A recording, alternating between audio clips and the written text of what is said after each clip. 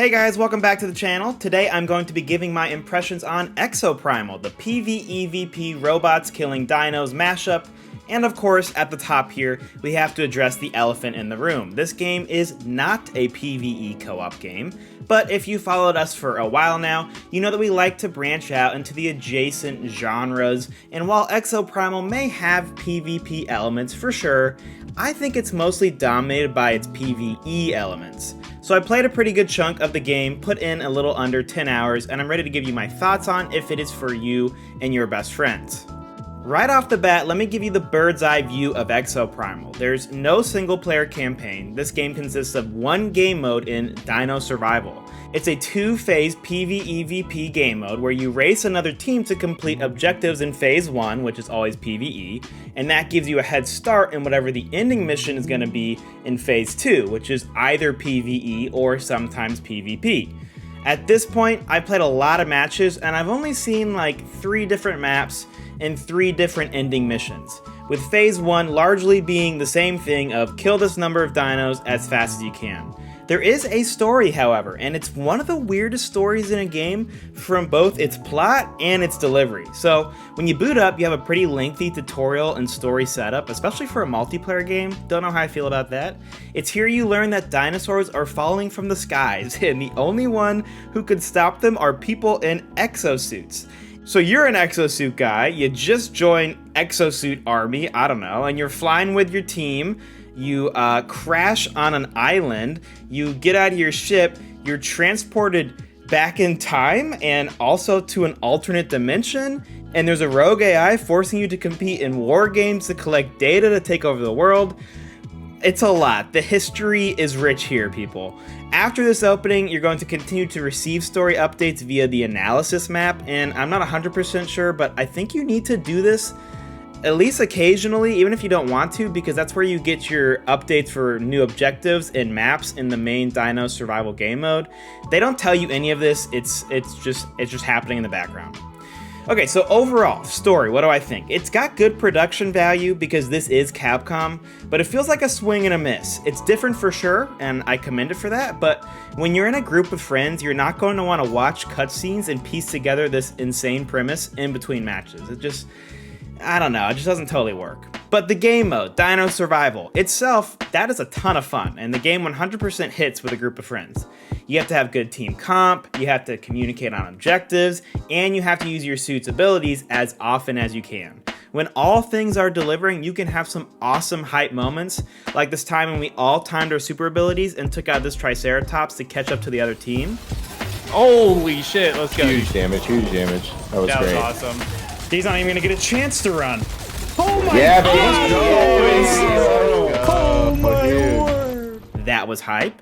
And you'll also be punished for not filling in proper roles. Like this one time, Gabe switched off a healer and went to assault because there was dinos raining from above, and we're like, well, we just gotta go all out on attack, and then this happened. No way, dude, we gotta just go to him.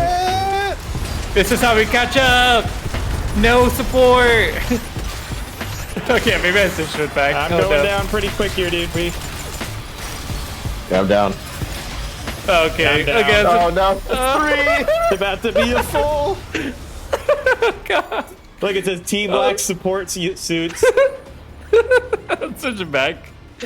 All of this was hilarious, even when things didn't go our way, because the game is just wild. So yeah, the game is fun to play, and the crazy premise does work when you're playing. The PvP ending missions like Domination felt great and were fun, but just killing hordes of dinos in phase 1 is also good too.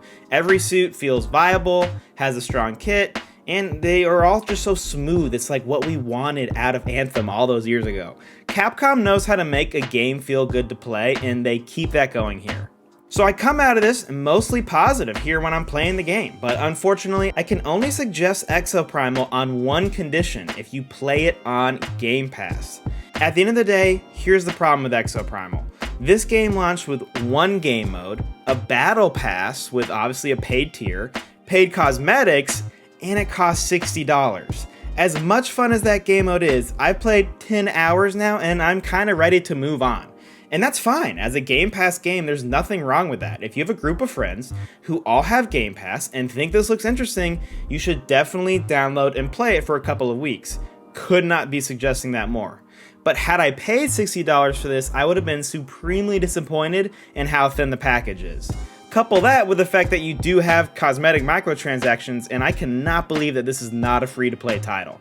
Now, of course, they do have a roadmap moving forward, and they have already laid out 3 seasons until January 2024 with 3 major updates. But they're the kind of updates that feel like they should have been here at launch. Like, take for instance this exclusively PvE game mode, Savage Gauntlet, we get on July 28th. That would have been nice to have for this co-op review, right?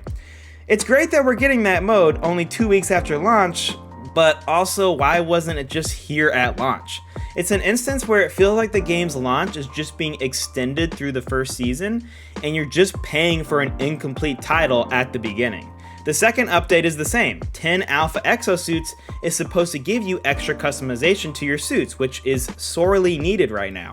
At launch, you can add in these module chips that can boost certain skills. That's good, we like that, but it doesn't make my Deadshot feel any different than any other Deadshot. If this was a free-to-play title, then whatever, no complaints from me. But it's not. On PlayStation and Steam, you're paying $60 for a very incomplete game that doesn't have a lot of legs to still be relevant come January of next year when all this stuff comes together. So I'm a little bummed finishing up this video because I'm saying on the one hand, the gameplay is a ton of fun, and if you have Game Pass, you need to get your squad in here and you need to try it out. But I'm also saying don't expect to stay for that long and don't pay $60. Gabe and I have been dying to find that new competitive experience to play on the side during like lunches since we work from home or on the weekends, just like that occasional, hey, let's all get together and play a game. Getting in here and getting to play Exo Primal reminded me of those awesome times we had where we would squad up in Splatoon, or Apex, or Battlefield, or even COD when we were kids. I wish Exo Primal could be that for us, but past these first few opening weeks, I think I'm already gonna have moved on to the next thing. So there are our thoughts and impressions on Exo Primal. Not necessarily our full review per se, but I mean it's basically our review, and if you were waiting to hear our thoughts, there they are. Again, I'm not really sure I'm going to be able to come back and update you guys when the actual co-op PvE mode ironically arrives, which would have again been nice because we're about to get slammed with Remnant 2 and Baldur's Gate 3, very hyped for that. If you want to hear more about those games, stick around by subscribing, we'd appreciate it. If we've helped you decide if Exo Primal is for you and your best friends, we'd love it if you gave this video a like, if you gave us your thoughts in the comments below. Either way, we'll catch you next time on another episode of the Co-op Bros.